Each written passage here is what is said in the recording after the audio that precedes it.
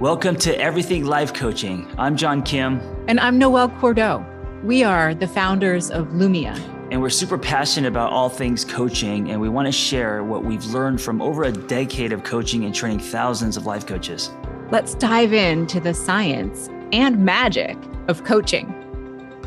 Hello, everyone, and welcome to Everything Life Coaching. This is Noelle flying not quite solo today.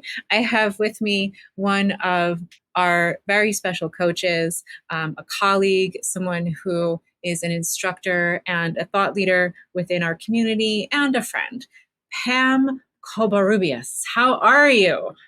I am well and so delighted to be here. Thank you so much for joining us. And the first thing that I want to do is let our listeners know who you are in the world. So can you orient us? Who are you? What do you do as a coach? Give us the juicy tidbits. Yes, I am Pam Covarrubias. I'm a life and business coach. I'm an EFT practitioner, so also known as tapping. I'm a recovering procrastinator, and I'm also a podcaster. Yay. Tell us about your podcast. Yeah, the podcast is called Café con Pam, and it's been around since 2016. I interview Latinas and people of the global majority who break barriers, change lives, and make the world a better place. And it's been super fun. I started sharing because I wanted to hear people's stories of people that looked and sounded like me. And I've been doing it since. And I realized that other people wanted to hear the story. So I haven't stopped. Thank you for putting that work out into the world. I imagine that your listeners find great comfort, affinity, and possibly even, friendship from afar through having that resource. So that's awesome. Along those lines, you are also the leader of our BIPOC affinity group, which was the first affinity group that we launched at Lumia. Can you tell us a little bit about what it means for coaches to have that space within Lumia and how you personally approach the topic of community for BIPOC practitioners? Yeah, I think it all started from a conversation, and now I host this by myself, but we started with our friend Cherise, who's also a great coach. And when her and I began this group, we wanted to provide a space that we needed when we first started coaching. And it's a place of conversation. It's a place of really getting into the things that and topics that we may be thinking about, but we don't know where else to talk about them, like charging, like visibility, like just general conversations. The topic this year is money, because one thing that we noticed as we were hosting these groups is that people really, all the conversations were always revolving around how much do we charge? How do we feel about asking for money? What happens when people say, I don't want to pay you, especially because bodies of color are, from a historical standpoint, they're seen as underpaid. And so it's also acknowledging the fact that we carry a lot of historical trauma that we have to overcome so that our businesses flourish. So this is a place where we have these fun conversations. Yeah. And I love that you oriented from the perspective of providing the things that you wish you had as a coach. What has your own journey been like, and what were the things that you needed when you first started? Well, I didn't see myself represented. I think my whole life has revolved around models, and I'm the oldest of my family, and so I've always had to be the model. I'm always the example because I'm the oldest of my siblings. And so for me, I would always search for, okay, who's going to be my model, because I can't carry the torch by myself. And so I needed to see myself represented. When I started coaching, I didn't see people that were bilingual or that were speaking Spanglish or that had a story like mine. I have this really strange upbringing because I'm a flipped immigrant. I was born in the US, grew up in Mexico City, so I know the intricacies of identity and migration. And so all of that I didn't see represented. And I mean, on one end, I realized that that was my story to tell. And then on the other end, I wanted to see like a little paved, a little path paved, a little bit, and then I could Mm. take the rest. So it was a lot about modeling and representation, I think, for me. Yeah. As time has marched on, do you think that you're starting to see that path paved in terms of representation? Yeah, 100%.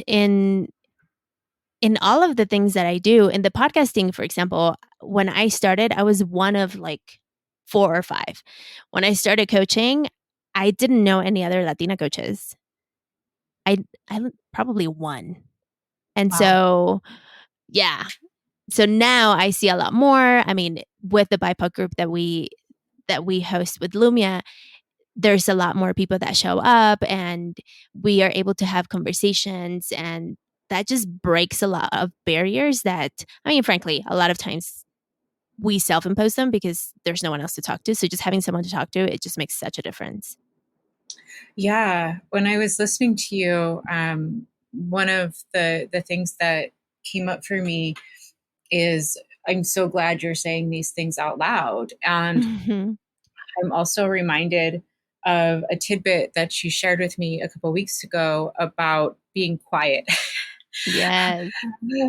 Tell me a little bit about your relationship with your voice and how you've gotten so brave and polished and so beautifully um, loud. Thank you. I'm working on it still. So I call that calladita culture. And in Spanish is calladita means quiet. And there's this saying that I grew up hearing, and a lot of Latina women grew up hearing. And I think it translates into different cultures in different ways because I've talked to people from other cultures and they're like, oh, I heard that in my own kind of like way. So calladita is something that I grew up hearing that translates roughly into you look prettier when you're quiet. And oftentimes, Latina women are raised in this way because of so many things, machismo being one of them. And I grew up this way with a very Catholic grandmother that would tell me, you just have to be quiet, submissive, and say yes. And then that was when I was in Mexico. Then when I came to the US, I became an immigrant. And so immigrants here, especially brown people like me, are seen as the working force. And the working force is quiet, submissive, and follows rules. And so deep down, I realized that I'm a rebel at heart. And so I would always be questioning, why do I have to be quiet? And why can't I say what I think?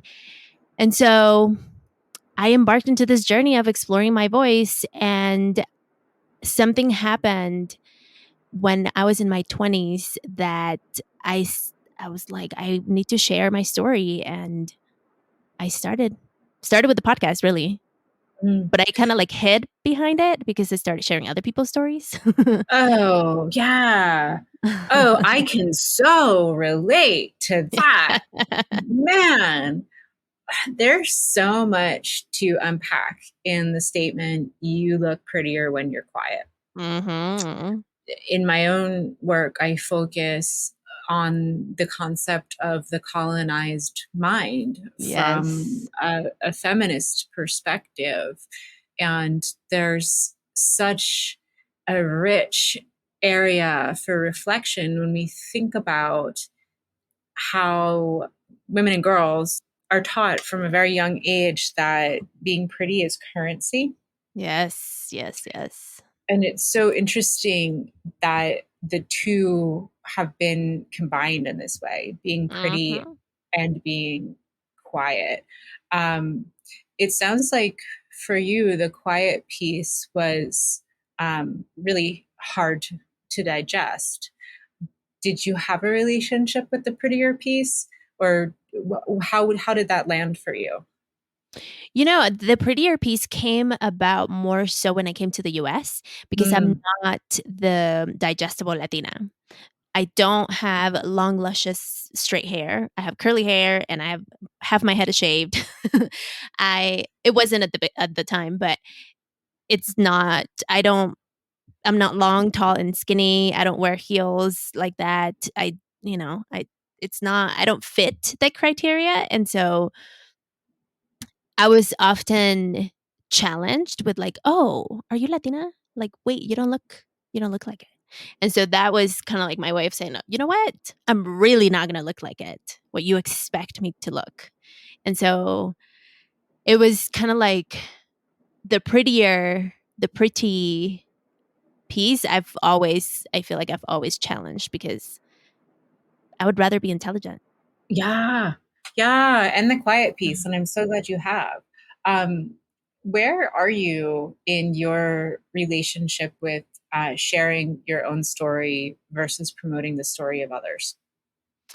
Well, I think I'm ready to share it. And I think I had to also develop my own, what Kelly Deals calls my earned authority, because I know I had this yearning for hearing other people's stories.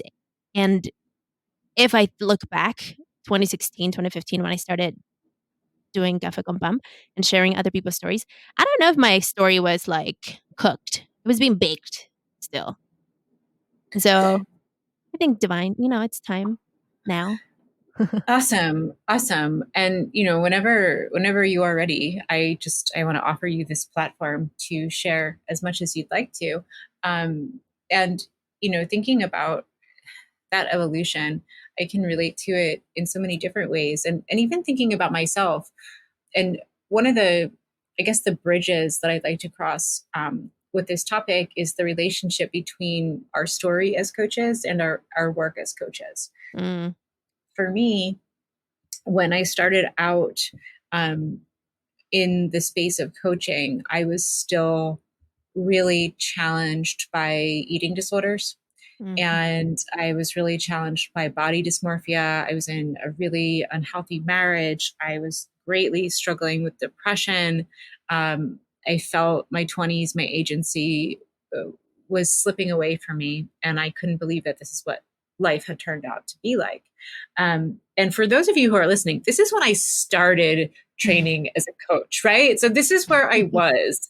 And now, fast forward 12 years later, I've kicked eating disorders completely. I'm pretty much done with body dysmorphia. I'm now married to someone else. Depression isn't something that shows up in my life.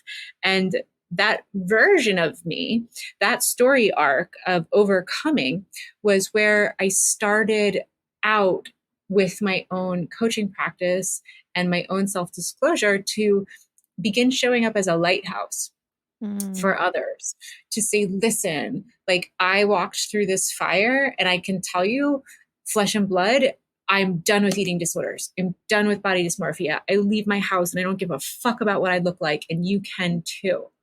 yes. Um, how does your own story arc show up to signal to your clients that transformation is possible? For me, it was not feeling enough Mm. because I always grew up with this extreme pressure of being more than enough. And so when it came to being an adult and showing up in the world, I was like, ooh, do I have what it takes to be adulting? I don't know. And now looking back, I mean, I have a lot of strengths, but that limited belief that I had about not being enough held me back a ton because I, I mean, I call myself a recovering procrastinator. I would procrastinate in so much from college work to actual work. I almost lost my job once because I just didn't finish a project because I didn't want to finish the project because I just put it off. And so I learned that the procrastination piece for me was a lot of self doubt and a lot of not believing in my magic and understanding that everyone has different ways of magic. And so coaching truly helped me kind of like dissect all of that and then be like, you know what? You got this. Yeah, yeah. And I don't know about for you, but for me, once I used coaching in much the same way to dissect kind of what happened where I was, but most importantly, how to move forward and how to move forward strategically. And for coaches and clients, that's one really important thing to remember is that just because my story is my story when I'm in the space of coaching, I'm not telling clients how to do what I did. I'm providing strategic facilitation for clients to figure out what they're going to do. Yes. And so, at now I've moved so far beyond that story that my chapter has changed. My current pain point, my current struggle is being a CEO of this beautiful, wonderful mayhem that we all love so much, and so it changes a little bit. I'm endlessly fascinated by the way that as humans we're completely able to change states. Yes. Yeah. I Yeah. agree. What kind of drilling down on what you wish you had when you first started out, what are some things that BIPOC coaches who are listening right now, who are thinking about starting out on their path, getting further on their path, or becoming a coach, what do you think folks would benefit from thinking about or reflecting on? I mean, maybe I'm preaching to the choir, but definitely get a coach. Mm. When I left my corporate job, the first or the last thing, I guess, that my former boss said when I told them, he asked me, "What are you going to do?" And I said, "I'm going to work for myself with no plan." I didn't have an extra strategy. I was like, "I'm done." And I went to pick up my last check and he said, "Well, if I could tell you anything, get a coach. Whenever you Wow. can, get a coach, because without my coaches, I wouldn't have been able to grow this business the way I've grown it." And I was like, "What? You're the like most micromanaging person I've ever met." I'm like, "Okay." But I really listened because I remember that made me reflect. I was working directly under him, and so that made me reflect on the many times when he was traveling or doing other things, and he would be like, "Hey, go to my peer coaching group or go to meet with so and so who was this coach." And I would be kind of confused at the time because I didn't know what that was. And so once he told me that, I reflected on all of the times that I had coaching sessions, kind of like inadvertently, and I took it to heart. And so first thing I did the moment I started making a little profit, I was like, okay, now I need to get someone to support me in my business because clearly it's not one to walk alone. And I wish I would have done it sooner, but Yeah. that's because I didn't have an exit plan. Yeah, yeah, I echo 100%. I rely on coaches still, and I Yeah. think I will for the rest of my life. Yeah. Um, what about you know non-BIPOC practitioners in the coaching and wellness space? And let me give the upfront caveat that wellness as a discipline is really white and has been bastardized and commodified by capitalism over the Mhm. last several decades. And many of the practices that the wellness industry, which coaching is a part of, is built upon, is indigenous. And we see really low numbers in terms of representation, even though wellness modalities are very tied to indigenous roots. What do and I'm included in this, what do white colleagues need to think about and be mindful of as we are seeking to be better in this space? I would say question, be curious about your current biases because we all have them. Regardless of the color of your skin, we'll all have biases, lived experiences that inform the way that we approach things. And so I would say if you're putting together an event, a conference, or something where you're hiring practitioners or coaches, look at the people that you're hiring. And one thing that I've noticed, and I was having a conversation with someone about this, is we tend to hire the people that we know. Mhm. And a lot of times the people that we know look like us. And so the invitation is to step away from the people that you know and maybe ask the people that you know for other people to recommend, because people can also see. I've seen conferences that I'm like, oh, it's the same people again, like same 5 people on the same stage again and again and again. And so, and I would even question further when people say, well, I can't find them. People are there and there's plenty of people to choose from. You just have to go look. I would, yeah, I would agree. And if you are out there and you're listening and you're saying, I don't know where to look, come to Lumia.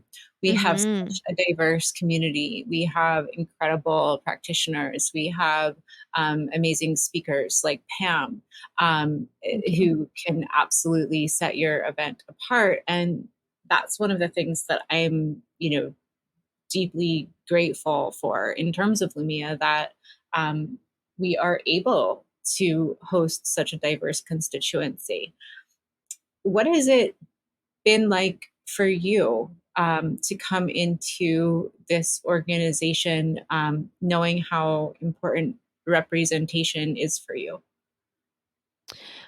Well, I think it's the commitment to making sure that there's a diverse group of folks from all aspects that made such a difference. When I was searching for a coaching school, it took me like 2 years, I think. We're going to Wow. have to I'm going to have to, but it was like a long time. I remember having multiple conversations with the person who was doing the sales calls at the time. And she was like, I really think you want to do this. And I'm like, I know, but there's something. And so finally, I I have a checklist. Anytime I engage in anything, I have a checklist, and one is the commitment to diversity. And so I was like, okay, we're in. This is the I, place. I'm I'm grateful. I'm grateful that you chose us for a multitude of reasons. So thank you first of all, and then thinking about coach training itself. What did you like the most? I like the freedom that we had to kind of like explore. I Hmm. have done many other trainings where it's very like rigid and linear. And if we're going to go into like damaging principles, I mean, I'm neurodiverse. And so I really appreciated the fact that I wasn't sitting in a traditional classroom and the classes were like flowy and I wasn't being lectured and it was a lot of engagement and conversation. That was super fun because I can't sit through a lecture. My brain just cannot take it. I totally hear I you. need I'm breaks. neurodiverse as well. I get it. I get it. It's something that was really important to me, that remains really important to me, with Lumi, is that everybody's a freaking adult, right? And Mhm. I the one of the reasons that we deliver graduate level topics that really expose the theoretical underpinnings of this work is because, from a self-determination perspective, everybody's going to take the information and do it their own way. And Mhm. my philosophy is that you need the information first. Totally. Like, you're gonna do it differently no matter what I tell you. And so how about I give you the really juicy stuff that you can use as a foundation to build from. Yeah. So um, given that everybody has to kind of build and figure out their own path, whether you're engaging in entrepreneurship or you're going to work for somebody else or you're joining a practice or a firm, knowing what you know now, and especially since you circled for about 2 years, what advice would you give aspiring coaches? Connect with each other. Find other coaches in your like of course I'm assuming that you're coming through Lumia. So definitely make friends that I've made since I started, and not everyone came with my cohort. PS. So just really engaging, participating, showing up for yourself will make such a difference.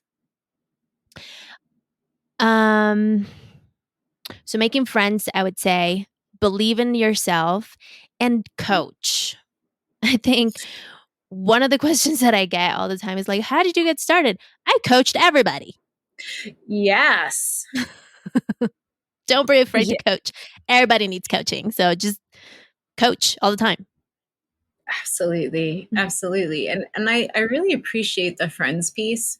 There was a time when I wanted one of our company taglines to be make friends be awesome. And my right. And my it does. My marketing and product team let me know that wasn't a real product. And that we sell life coach training, not make friends be awesome. And adult friendships in like-minded spaces are so life affirming, and they are so important to our intellectual development, our emotional development, and our spiritual recovery from the abuse of this world. Can you give folks a sense of how these friendships have served you? Yeah.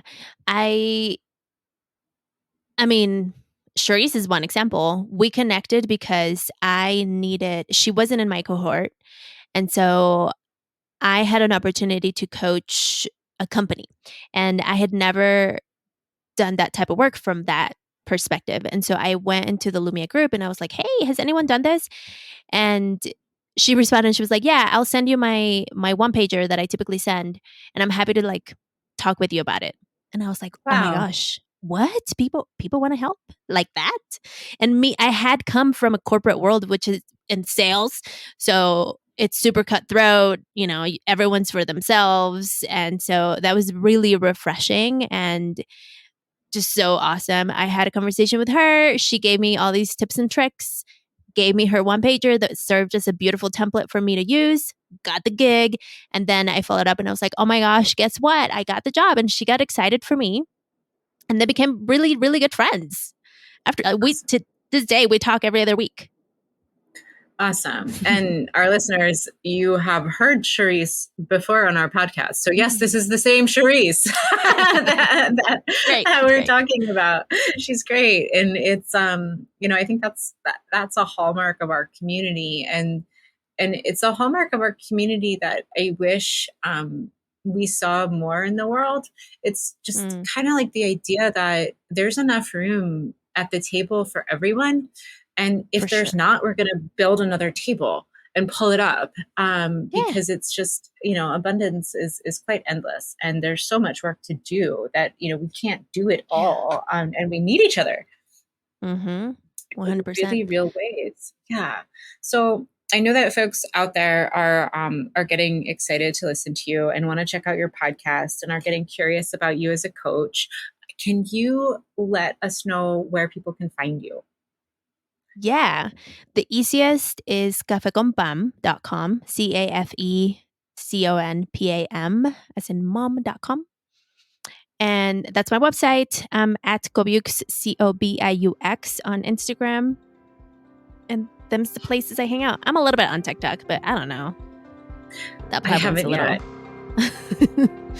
It was such a pleasure to chat with you today.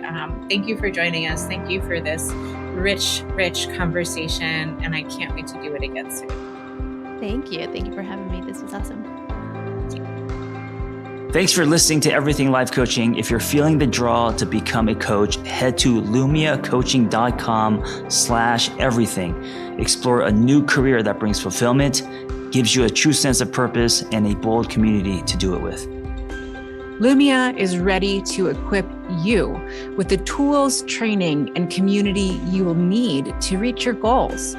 If you're ready to build a unique coaching business on your own terms while making an impact on the world at large, Lumia is the next bold step in your coaching journey. That's lumiacoaching.com/everything. And hey, if you're waiting for a sign, this is it.